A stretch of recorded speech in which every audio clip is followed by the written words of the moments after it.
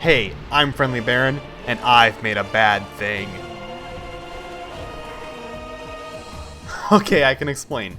So if you are new to my channel or need a refresher, when the Arena War update came out, I made a video showing a wheelie in every muscle car.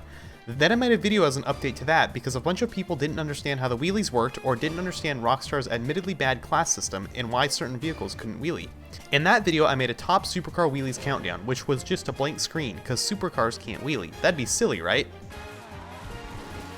Well, yeah, it is silly, but I realized I can modify my game files to allow the supercars to wheelie in single player, so I did. It's a bit of a novelty to look at, and I really just enjoy taking jokes too far. I wanted to release something this week as I'm between larger video projects that will take a bit longer to finish. As well, I don't want to become the wheelie channel. It's been a fun topic, but I want to make only one more video about them after this one. I want suggestions on which cars you guys would like to see modded to do wheelies, and I'll make another video where I react to YouTube comments again based on this video's comments, along with the goofy wheelies. Then no more videos about them, hopefully. In these clips, you will often see me pop up and down quickly once or twice. That's me just doing the wheelie the normal way, holding the handbrake and gas at a standstill, then letting go of the handbrake. After that, if the car is able to, I do a more nuanced wheelie, where I either use throttle control to keep the wheelie up or use the handbrake trick. For wheelie throttle control, you generally want to dip down to 50% or so throttle about halfway from the car, lifting off the ground until it's about to hit the back bumper. So if the car was hitting the bumper when it's at a 60-degree angle, you'd want to be lifting off the throttle about 30 degrees, then reapplying power just as it hits. For the handbrake trick, it's better for keyboard drivers mostly, but controllers can do it too. You can just tap and hold the handbrake for a moment right before and or right as the back bumper hits the ground. For either method, it's not a 100% guarantee each car can do it, nor will it be the same in each car. These tricks apply to the muscle cars too if you were playing around with those. Honestly, for me, it's been like 3 weeks already since the wheelies came out, and besides making this silly video, I'm pretty much over wheelies, and they were only an afterthought I think of maybe once a week now.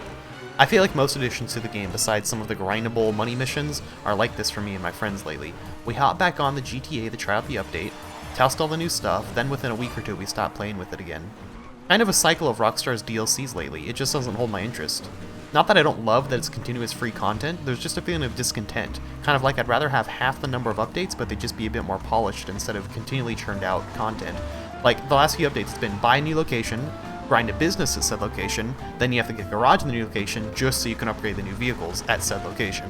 It's seriously been like 4 or 5 updates with that model of gameplay now.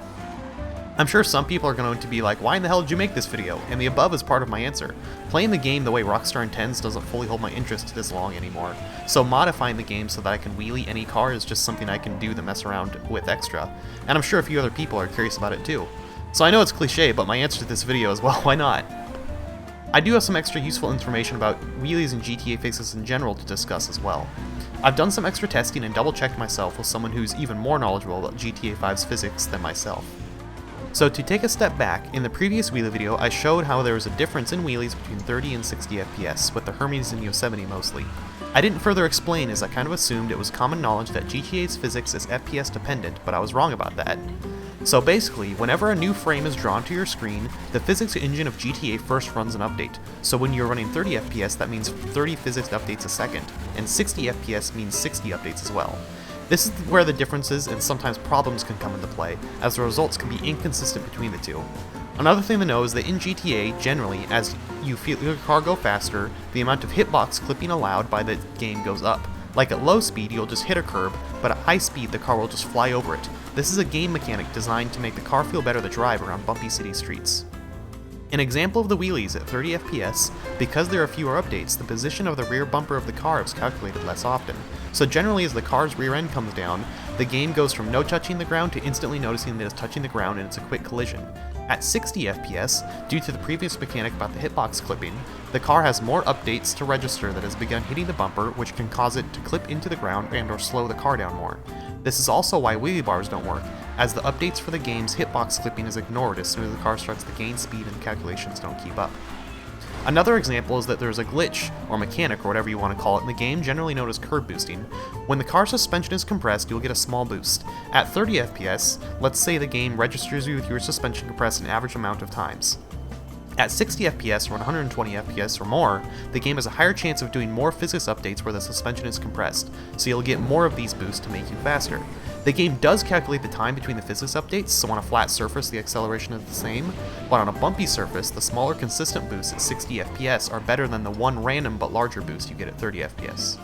I know that's a lot to take in, and if you're still confused and would like a better explanation, do let me know.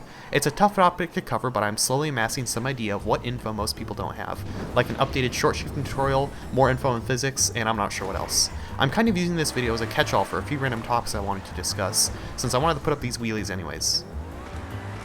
So yeah, if you have GTA physics questions or want to see a certain car do wheelies, leave a comment or send a telegram about it. And if you want to see the next wheelie video or any future physics videos, do consider subscribing. If you already are subscribed, then spend that time you would have spent subscribing to me to instead tell your parents you love them. I haven't really talked much about the actual wheelies on your screen yet. Oops.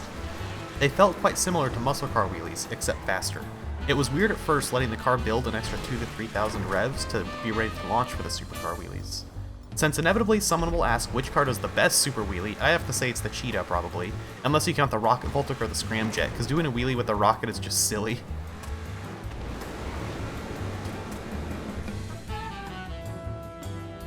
For anyone unaware, for the past 2 years and often on my stream now I do serious racing in GTA 5. It surprisingly exists.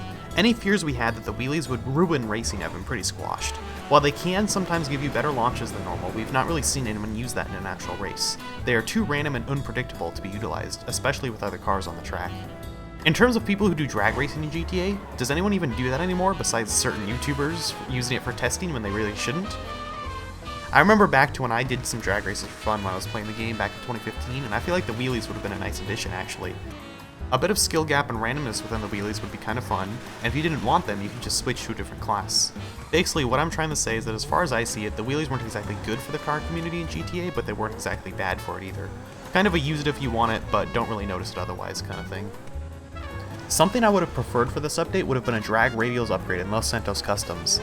It would put fat rear slicks onto your car, and any car with these would be able to wheelie, along with having reduced turning capabilities. It'd be silly in some cases, like this video, but considering we have flying cars, flying bikes, and laser weapons, it's not too far-fetched.